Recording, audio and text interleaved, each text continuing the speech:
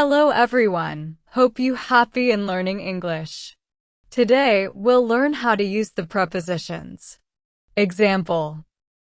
This book belongs Rose. This book belongs to Rose. She is sitting the chair. She is sitting on the chair. The cat is hiding the table. The cat is hiding under the table. Let's complete the following sentences with an appropriate preposition. 1. We all went to walk the park. 2. They bought this car August. 3. She plans to trade it a new one this spring. 4. Students looked everywhere the pen which Guy lost. 5. Nan usually sits this desk. 6. I make a lot of errors spelling. Corn. Do you know how to answer them? Let's go.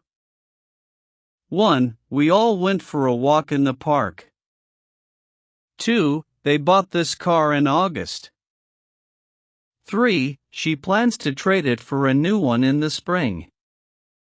4. Students looked everywhere for the pen which Guy lost. 5. Nan usually sits at this desk.